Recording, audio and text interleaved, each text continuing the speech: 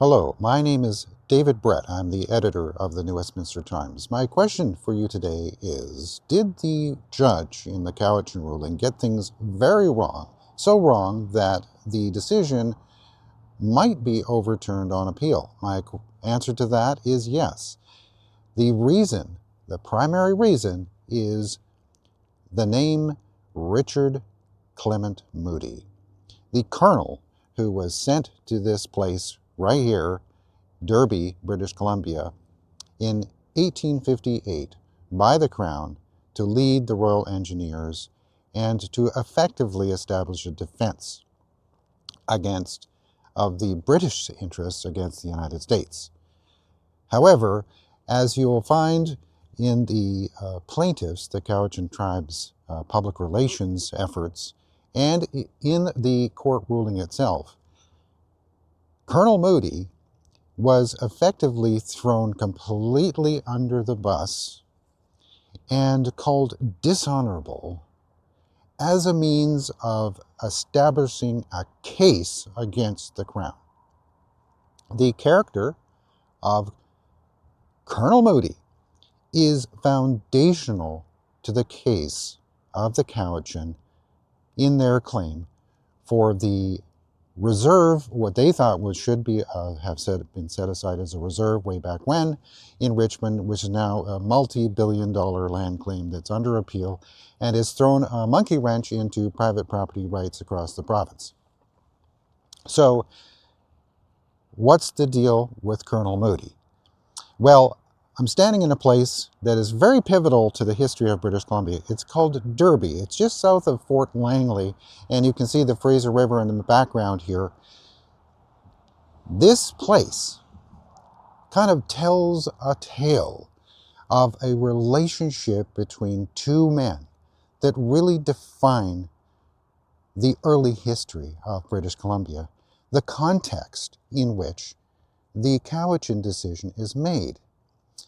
Not only was Colonel Moody established to be the commander of the Royal Engineers that came all the way from England, he was also made the Chief Commissioner of Lands and Works.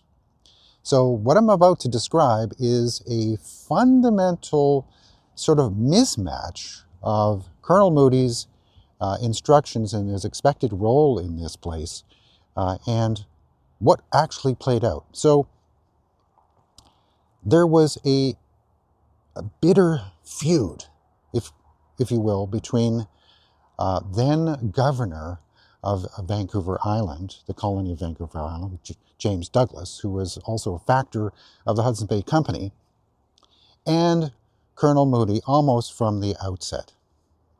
And this set the stage for a rivalry between New Westminster, BC, and Victoria that endures to this day, this narrative of two competing men. So what was this all about?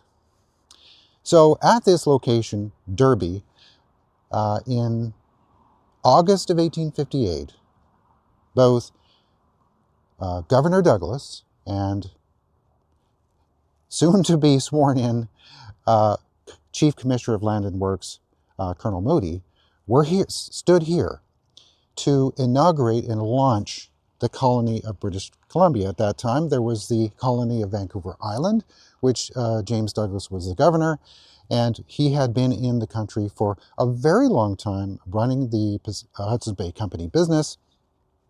But Colonel Moody had come from England. He had a military background. He had formerly been in charge of the Falkland Islands during a very difficult time, and he worked his way up and had earned himself a very strong reputation as a military man. And so what happened here at Derby? So a little bit more background about what led to this kind of rivalry. The person in charge of colonies in England, Sir Richard Bulwer Lytton, had set out a very specific list of instructions and a vision for what was going to happen. So in and around 1958, there was what's known as the Fraser River Gold Rush. The gold rush saw tens of thousands of Americans flood up this river into the Fraser River gold fields. And the other political conditions of the time were that there was a real concern that America would potentially annex what was at that time known as New Caledonia. So Sir Lytton decided, in his wisdom, to not send a large armed force, but a very carefully selected group of people from the Royal Engineers, also known as Sapperton, the namesake of Sapperton in New Westminster, and it was very clear that he did not want this military force to attract too much attention, to sort of kind of ruffle the feathers of the Americans. It was to be a group of people that would not only provide a military defensive threat to the United States, to provide a credible defense against American aggression, but also conduct itself towards really creating the colony by building roads, building buildings, establishing bridges. So all of the skills that were necessary for the creation of the colony were instilled in this company of 165 Royal Engineers, which were under the command of Colonel Moody. So here's the problem. Very early on, Douglas and Moody had a kind of falling out, and it has to do with this place, Derby. So the question was, upon the establishment of the new colony, British Columbia, Douglas had to give up his post with the Hudson's Bay Company, and in fact, the Hudson's Bay Company contract of trade over this whole region was canceled by England, so he was basically out of that job, and he had to transition into an entirely new role as purely the governor of British Columbia. So one of the tasks for the new colony was to establish a capital city. So Douglas, in his wisdom, chose this location, Derby, as the new capital. So when that was done, lots were laid out in this area, and Douglas put them up for public auction, and there was a great interest from speculators to buy up land. There was also land here that was owned by the Hudson's Bay Company, and sort of eyebrows were raised to say, hey, wait a minute, is there a conflict of interest here? So Colonel Moody had no input into the selection of this location for the capital. And he was very alarmed at it. He took one look at it and said, hey, wait a minute, this is a terrible place to have the capital. Behind me is north. And of course, America lies to the south. And if there were an invading force, they would have the enemy at their backs, and they would be potentially thrust into the sea. So Moody scouted the Fraser River, and he found what he thought was a vastly superior location for the capital, which is the current site of New Westminster, British Columbia. So he sent a letter to Governor Douglas, setting about all the amazingly powerful reasons why. If anyone's ever been to New Westminster, you have Columbia Street, and then there's a very steep hill that goes up to a flat-lying area. So he said, well, this is the perfect location for a defensive posture. It's a high point of defense, so it could be defended on all sides. So here we have the first major rift between Moody and Douglas. So Douglas, rather than sort of defend his location of Derby for the capital, he could clearly see right off the bat that he needed to defer to Moody. But so what about all the people who had bought land here? What about them? This is great embarrassment. Anyway, it was decided that the capital would be in New Westminster. The name of New Westminster was decided by Queen Victoria herself to be New Westminster. It was initially called Queensborough, but that didn't suit the Queen, and the name New Westminster was decided. So there's the first major rift between the two men. So you can see what's developing here.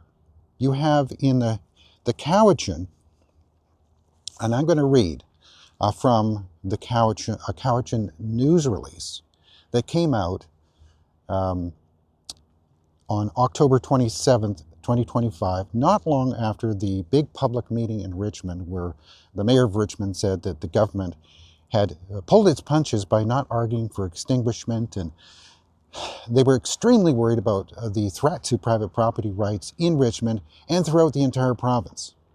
This call of alarm, this sense of the threat to private property rights was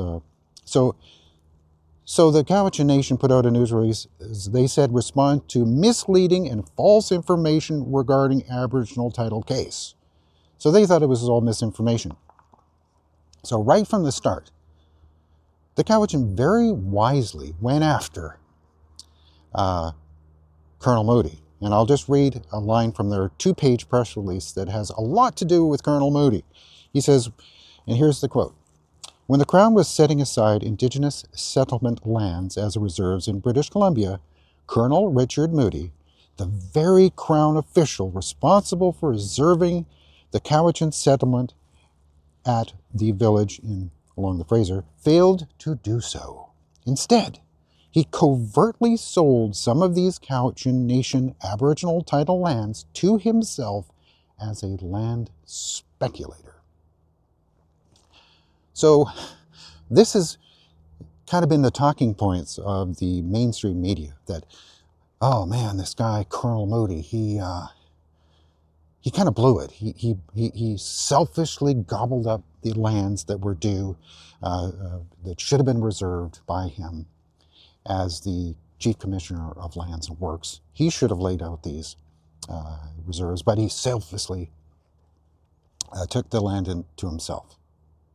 Well, that's not the whole story. The whole story is quite different.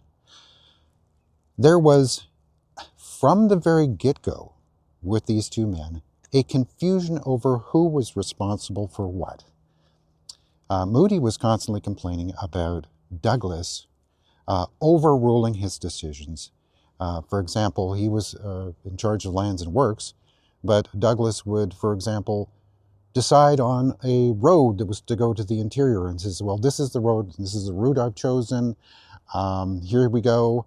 Hey, Moody, get your Royal Engineers to kick off this road. And their perception was, well, wait a minute. Aren't these engineers and these surveyors, these experts, shouldn't they be involved in deciding where the road should be in the first place? So there was this great conflict. Here's another stunning fact that's omitted from the Cowichan decision, and the kind of general background information that's missing that I think is crucial. When Moody got here, he learned that his salary and all the expenses related to this military force were not going to be paid by England. Douglas's salary would be paid out of the royal purse in England, but all the other expenses were to be generated by this new colony of British Columbia from land sales. So imagine Moody is given this very serious instruction to defend against a potential threat from America, and he took this very seriously. But we're not going to give you any money to do it. Nothing. Where's the money going to come from? Well, the money was supposed to come from land sales. So something happened. So when they finally decided on the location of the capital, one of the responsibilities of the Royal Engineers was to lay out and kind of create New Westminster, the capital, from nothing. So they quickly surveyed the land, and once they did that, they held an auction for lots in New Westminster, and it was decided to kind of smooth over the Derby problem, that the people who had bought lots in Derby, the failed capital that never happened, could trade their lots for land in Westminster. It was ultimately very fair, and it was a face-saving move for sure for Governor Douglas. So you can see what's happening here. The court is doing this kind of good cop, bad cop thing, and this is what the Cowichan public relations people and legal team very wisely did. They found themselves a villain, Colonel Moody. Let's lay it on that guy. But that's not the full story. So here's Colonel Moody saying, well, we're supposed to do all this stuff. We're supposed to survey all the lands. We're supposed to be building roads. We're supposed to be defending this country, this area from this colony from the Americans. So there was an auction of the lots in Westminster, and it generated about 89,000 pounds sterling, a big chunk of change. It was very successful. However, the way the auction was initially set up was 25% of the lots were made available to residents of England. Oh, well, so this concept of foreign speculation in land was quickly shut down by Sir Lytton in England, and it's fascinating the way the concepts of speculation still ring true to this day. I'm going to read to you a missive that was sent to the colony from England regarding this foreign land speculation problem. He says, "It can be of no use except to stimulate this acquisition of property by non-residents. This is one of the worst evils to which a new community is liable. The lots are bought by speculators who hold them on a chance of a rise in value, with the effect in the meanwhile of obstructing the progress of the town, interrupting its communications, and creating a nuisance to the holders of adjoining lots."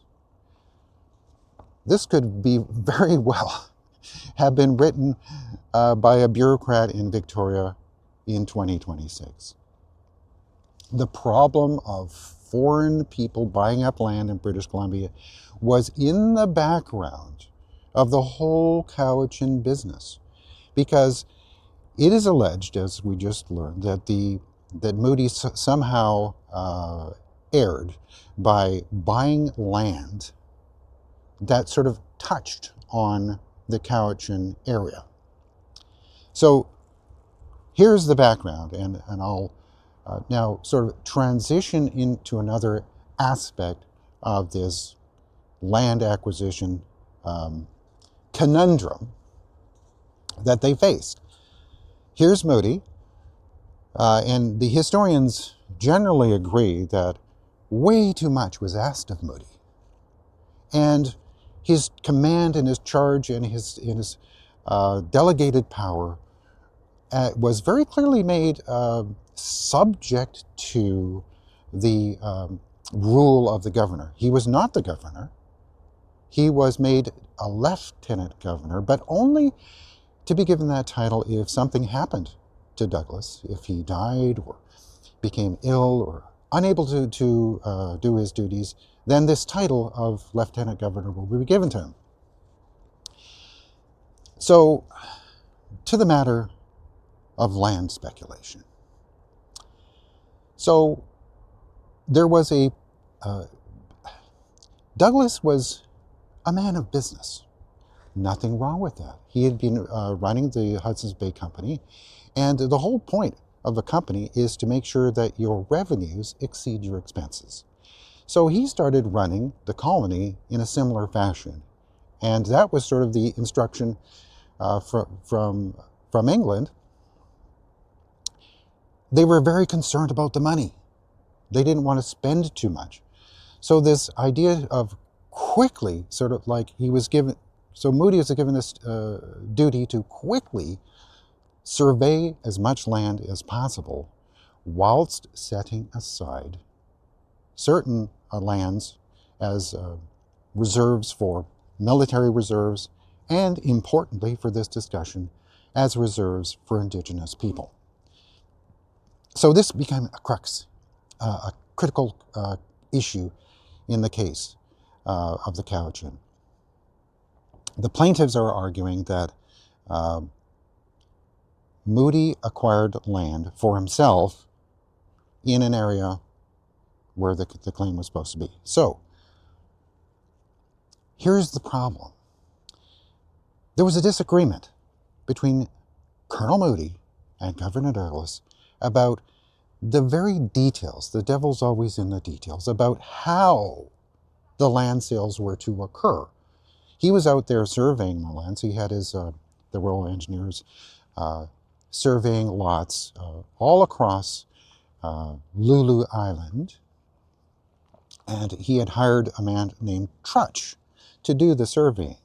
And all this land in New Westminster and Coquitlam and modern-day Port Moody and other places were surveyed, and the whole point was, well, we're running out of money.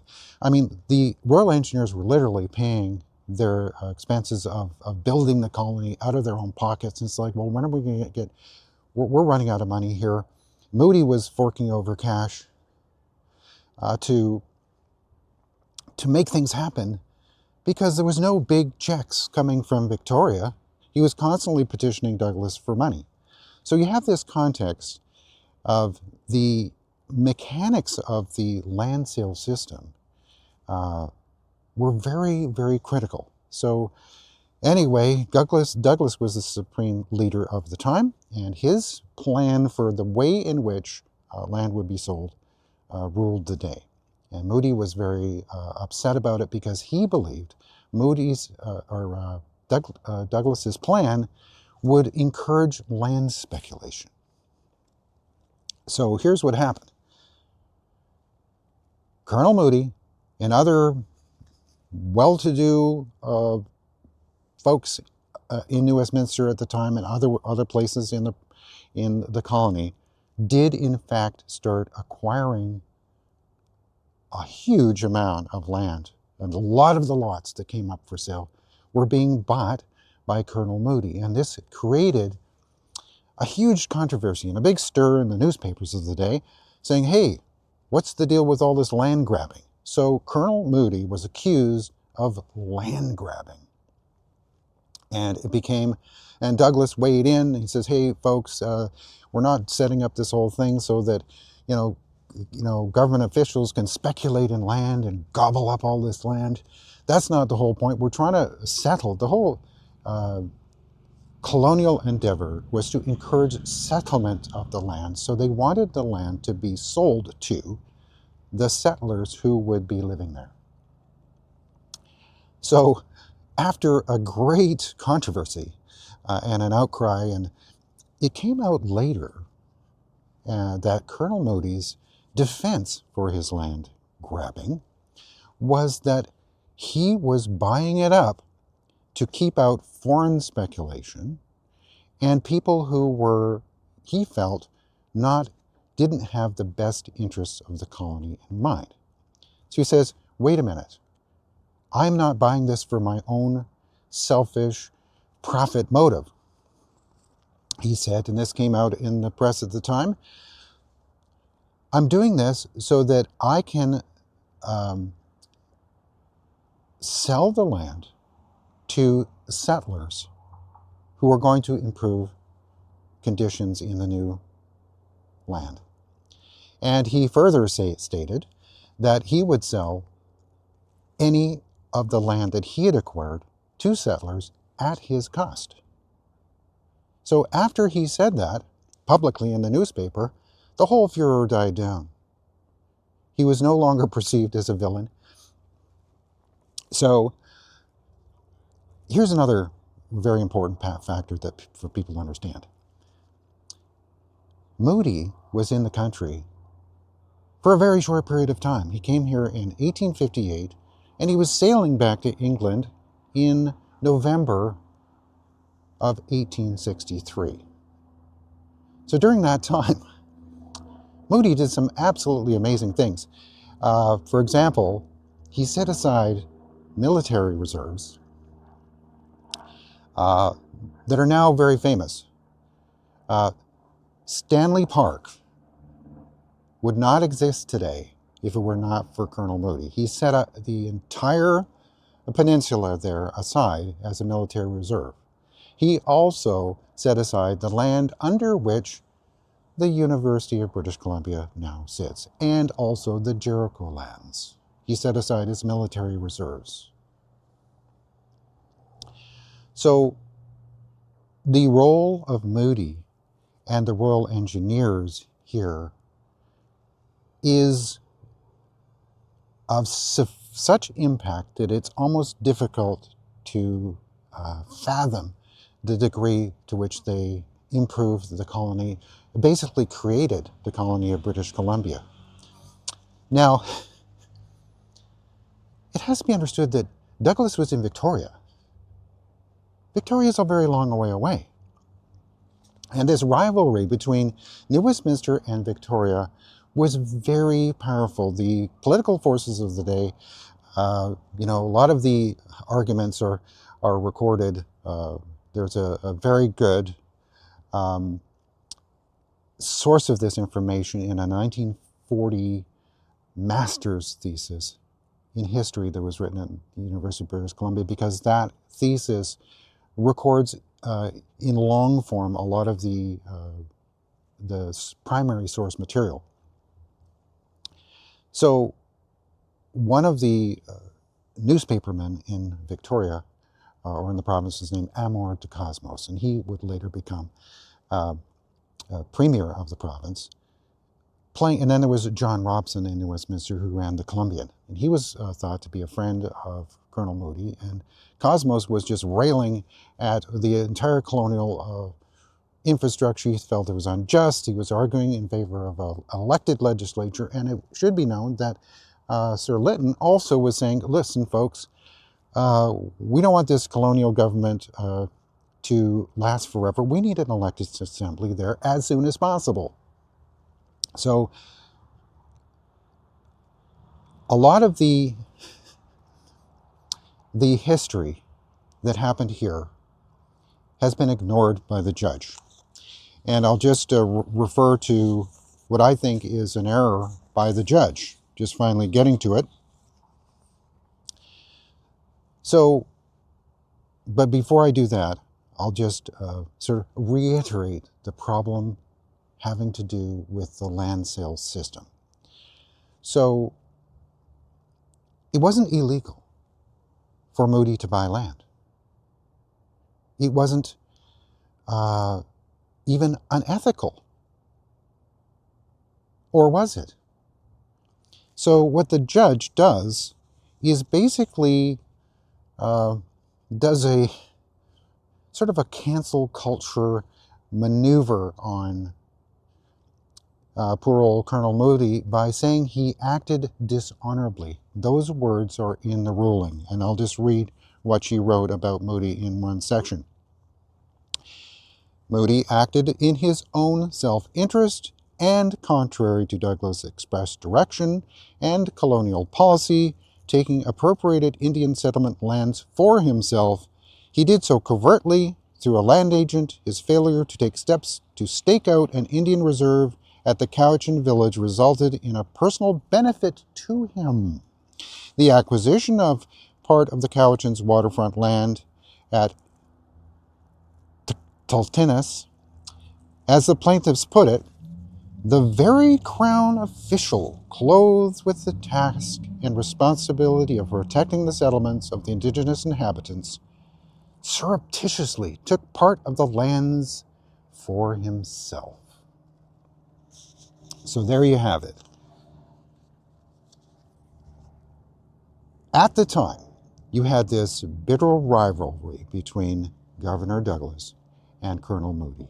Colonel Moody felt he was put in an impossible situation trying to defend British Columbia against American aggression, and it can be argued, and it is stated by some historians, without Colonel Moody, what is now British Columbia would be part of the United States. So Moody was so concerned and took his military role so seriously. He did some extraordinary things and had some amazing ideas. He built a road. Almost immediately, we were at a place called Sapperton Landing not too long ago. He built a road to Burrard Inlet. Why? Because he felt that if the Fraser should freeze over, how are they going to resupply the army? How are they going to resupply this defending force? Well, what is today called North Road was constructed by the Royal Engineers so that they would have access to salt deep water in Burrard Inlet. Moody also proposed constructing a canal, if you can believe it, where the Alex Fraser Bridge touches down on the delta side on the south side of the Fraser River. He proposed a canal all the way to Boundary Bay. Why? Because the 49th parallel runs right straight on through to Boundary Bay. So he's saying, well, wait a minute. If we're attacked by sea from the south, we have to pass into American waters, past Point Roberts, he thought this was an untenable military situation. He says, well, let's build a canal. So this canal building idea, I believe, has a bearing on the location of the Cowichin village. So it's recorded that he did not want Indigenous people settling in that area, and I think his motivation for that was primarily military. And here's the final, I believe, underlying conundrum, error, I would say, error of fact. And I would say that I'm not a lawyer, but I know enough about litigation that to win on appeal is very, very hard. You have to show what's called a palpable and overriding error in fact or law. I'm not a lawyer, so what I'm saying is I believe there's been an error of fact. So what is the fact? Here's the bizarre thing. The judge says she's impugning Moody for buying a lot that kind of poked into what was later the court found to be the Cowichin title area. But then on the other hand, she says, on the whole, there is insufficient evidence to determine why an Indian reserve was not created. One thing that's come out in this ruling is that there's no evidence that Douglas instructed Moody to carve out the Cowichin lands. There was a general instruction to stake out Cowichin lands, or not Cowichin lands, but Indigenous lands in villages across the province. But it remains a mystery why the reserve was not staked out on the Cowichin lands on the north side of the Fraser River, not too far down from New Westminster. What I think the error here is that it is incorrect to assert that Moody acted dishonorably. That is a palpable and overriding error of the judge. It's clear that Moody had the best interests of the province in mind. His focus was on military defense. He was thinking about building a canal right from around that part of the Fraser River. He was extremely worried about being attacked by America. There had been the Pig War during his tenure here, this sort of standoff over the San Juan Islands. There had been another incident where military forces were sent up to Yale, up the Fraser. So, and there was a conflict between Douglas and Moody over the conduct of this quote-unquote pig war, which I won't get into, but in brief, it was a case where a Hudson's Bay pig had strayed into a potato patch of an American farmer, and the American farmer shot the pig, and this, believe it or not, exploded into a tense standoff by the British Navy and American forces. And Douglas had instructed the naval forces at the time to make a landing on San Juan, which the officers aboard resisted and actually disobeyed that order. And to most historians, that was the right thing to do, because the Americans had a huge overpowering force which would have trounced the British forces and exploded the whole region into war. So Powell's or Colonel Moody saying there, well, wait a minute, I'm the military guy. I've been raised in the military. Why are you doing this? You never even talked to me about it. So this history of acrimony. So ultimately, the whole case hinges on Colonel Moody being the bad guy, not being the bad boy who didn't follow the good guy, Douglas's instructions to carve out this reserve. When really, the real context is that Moody's role here as Commissioner of Lands and Works was somewhat and often overridden by Douglas himself, because Douglas was seen to be an autocrat. He was an autocrat, and that was nothing wrong with that, because that was his job. He was the governor. It wasn't a democracy at that time. He'd done an amazing job. As the governor of Vancouver Island, seemed to be a liberal and fair-minded man who dealt judiciously and justly with First Nations.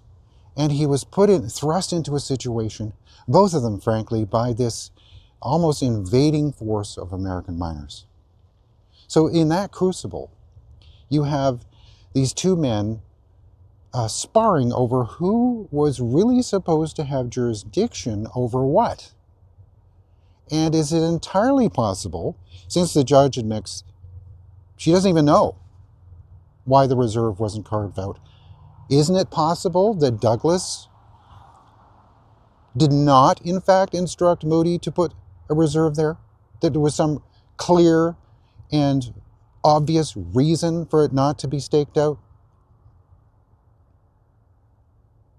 I would say there's no way that the judge should have concluded so harshly against Moody. But you can see what's happened here. It's a public relations move. It is the band with its likely army of public relations advisors and lawyers said, okay, we got to win in the law court, but we also have to win in the court of public opinion. So how can we do that? Well, what are Vancouverites worried about right now? They're worried about the affordable housing and the price of real estate. And there's all these measures that the NDP has largely brought in, the speculation tax, foreign buyer prohibitions. All this concern over empty houses and speculation. The people in BC who are homeowners are receiving in the mail right now envelopes from the speculation tax department. You have to disclose that you are actually living there. They don't even trust the homeowners that you have to declare it. You swear an oath that you're living there. So they knew that people would just kind of put two and together. Yeah, what a jerk this Moody guy was, buying up the reserve. He was a convenient scapegoat for the First Nation and the Crown to go after. I think it's totally unfair. Colonel Moody went back to England in 1863, somewhat of a broken man. And he ultimately sold off all of his land, and there's no evidence that he made any money on any piece of land that he bought. He said wistfully in writings that have been recorded in the annals of history, that he felt that he was a British Columbian. His heart was here. He had an estate called Mayfield, which is somewhere around where Hume Park is today along the Brunette River. He absolutely loved it here in British Columbia. And he and the Royal Engineers did incredible work. In today's world, it would never be expected that soldiers would be sent out to do what is effectively a civilian job, which is to create the infrastructure of a city. And that's what they did. So he had an enormous amount of responsibility on his shoulders. He was being overruled by Douglas all the time. He was in this kind of constant, and Douglas, the history records, was quite rude to him. And he said he was very worried about money. Hey, folks, we don't need these stupid Royal Engineers. They cost too much. So it was very demoralizing. But because he did, in fact, buy up a ton of land around the province, and finally I'll say this. The fact that he did use his own money to buy the land, there's two ways to look at that. Well, he's just a greedy speculator looking to profit, and it's to his own advantage. Well, speculating in land, it only works to your advantage if you sell it for more than you bought it. There was no guarantee of that. There was a high risk factor involved. The whole region could have collapsed. People could have decided not to come here. Maybe the Americans would invade, and his speculative investment would be worth nothing. How did he know? He didn't know. And there's a certain interesting element here is that when someone invests in their own deal, effectively, they reach into their own pockets and put their own money up towards an enterprise they believe in. This is often seen as admirable. So is it admirable that he put so much of his own cash into this place? Or detestable and wrong and dishonorable? So here at Derby, the place where Douglas wanted the capital, a bone of contention, never mentioned in the Cowichan decision. All of this background detail, all of this rivalry between the two people, and the conflicting instructions and the overwork of the Royal Engineers and the conflicting directions of the vision of the Colonial Office in England, maybe not getting the balance quite right. These two men, so now, 2026, Douglas is now portrayed in the court case as the hero, the good guy, good cop, and Moody's the bad guy, thrown under the bus by the judge. Is that fair? Is that the right decision? I think it's not. I think the facts are going to come out in the appeal, and if the defense is wise, they will make a big deal out of this. They will reach into the history books. And, sorry, finally I'll say this. This is the concern that the public should have. Is the government going to argue strenuously that the Colonial Office, in sending Moody here, did a good thing? Are they going to defend Colonel Moody? Because, well, why would they defend Colonel Moody? That's defending colonialism. We can't do that. He's colonial. He's representing this colonial military power of displacement. There's been a lot of things happen in New Westminster that people don't understand. This quote-unquote decolonial effort. There's the world's largest tin soldier at the New Westminster Quay is basically a Royal Engineer. Not too long ago, The Kwantlen First Nation sort of asserted a control over New Westminster by turning the statue into the world's largest welcoming figure. And they painted the engineers as in a very negative light, that they were sent to the province to displace Indigenous people. That was their whole purpose. The colony was sending in this army to displace Indigenous people. That wasn't the case at all. New Westminster was not particularly inhabited by anyone. It was so densely covered with brush. And this is one of the amazing things the engineers did. They cleared the land, which was basically impenetrable buckbrush and alders and bush, so that there could be any buildings built at all. There was nowhere to stand, even in New Westminster at the time. It was not a particularly attractive place for anyone to be. So the idea that they came to displace, well, they didn't come to displace, they came to protect the area, including the Indigenous people, from the lawless band of yahoos that had come seeking gold. So this is the context of the case and the very history of BC. And so the Cowichan case is not just about land rights and private property and title. It's really about the narrative of the province of BC, and I think the judges got it totally wrong.